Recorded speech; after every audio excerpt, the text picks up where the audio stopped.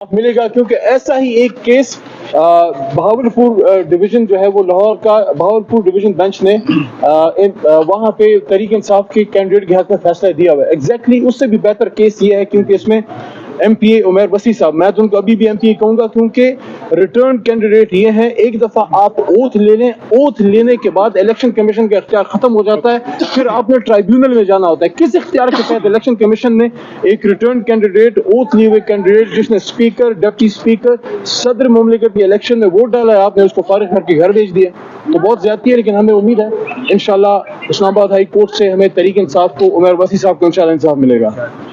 اچھا، علی محمد خان صاحب، یہ تاثر دیا جا رہا ہے کہ اپوزیشن حکومت جو ہے وہ یہ کہہ رہی ہے کہ جو پاکستان تحریک انصاف جو ہے وہ ایک بیانیہ بنایا تھا سائفر والا کہ امریکہ کے ذریعے سازش ہوئی ہے، تو ابھی جو ہے وہی پاکستان تحریک انصاف ٹرمپ کے آنے سے حالات بہتر ہونے کی ایک دلیل دے رہی ہے، تو اس پہ کیا کہیں گے سر آپ؟ دیکھیں، یہ ڈونلڈ لو کا تو میں کبھی فین نہیں رہا، لیکن ویسے اس نے کل کانگریشنل ہیئرنگ میں منجی سے ہی ٹھوک دی ہے اس حکومت کی، کیونکہ 18 مہینے تک میاں محمد شہباز شریف صاحب، ایکس وزیر اعظم پاکستان، جو 47 کے ذریعے فارم 47 کے وزیر اعظم ہیں، لیکن پی ڈی ایم 1 میں یہ 18 مہینے تک یہ کہتے رہے نا کہ کوئی سائفر نہیں ہے، کوئی سائفر نہیں ہے. تو اگر سائفر نہیں ہے تو اب کیس عمران خان پہ کس چیز کا چل رہا ہے؟ اور اگر کیس چل رہا ہے تو پھر آپ نے جھوٹ کیوں بولا؟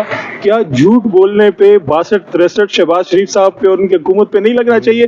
باقی اسد مجید صاحب کوئی بچے نہیں ہیں، ہمارے مایہ ناز ڈپلومیٹ رہے ہیں، اور ہماری سول سروس میں جہاں وہ لوگ بھی ہیں جنہوں نے عمیر وسیع صاحب جیسے جیتے ہوئے لوگوں کے ساتھ یہ ڈرامے بازیاں کی ہیں، تو وہاں کچھ آنریبل لوگ آج بھی موجود ہیں. اسد مجید صاحب نے، میں سمجھتا ہوں ہمیں اپریشیٹ کرنا چاہیے. میں زندگی میں کبھی اسد مجید صاحب سے نہیں ملا، نہ ان کو میں جانتا ہوں، لیکن اس پہ اپریشیٹ کرتا ہوں کہ کتنا پریشر ان پہ پڑا ہوگا جب عمران خان کی حکومت رات کے 12 بجے ختم کی گئی، اور بین الاقوامی مداخلت پہ، اور نیشنل سیکیورٹی کمیٹی نے عمران خان صاحب کے نیچے، جب وزیر اعظم تھے، یہ اعلامیہ جاری کیا کہ بلیٹنٹ انٹرفیرنس ہوئی ہے، کھلم کھلا مداخلت ہوئی ہے.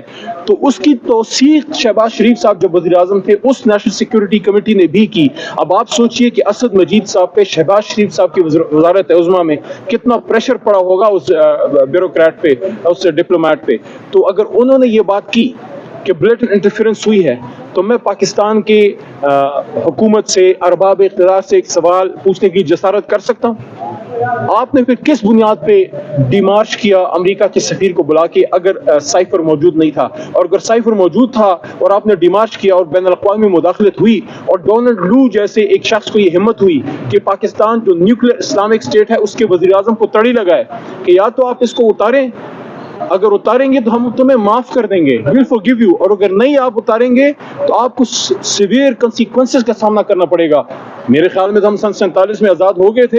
یہ کس نے ہماری سوورنٹی ان طاقتوں کے پاس گروی رکھی ہے؟ یہی وہ نقطہ ہے جس پہ عمران خان پابند سلاسل ہے، کیونکہ وہ مرد حر ہے، اور وہ کہتا ہے کہ کہتا ہوں وہی بات سمجھتا ہوں جسے حق میں زہر حلاحل کو کبھی کہہ نہ سکا قند، اپنے بھی خفا مجھ سے ہیں بیگانے بھی نہ خوش. سر، سزا کے خلاف اپیلیں چل رہی ہیں، کب تک فیصلہ آنے کا امکان ہے؟ بہت جلد انشاءاللہ.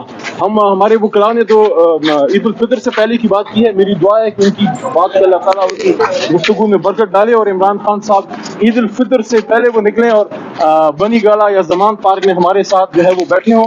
بنی گالا ہو تو بہتر ہے، کیونکہ بنی گالا خان صاحب کو راس ہے. لے لیں اپنے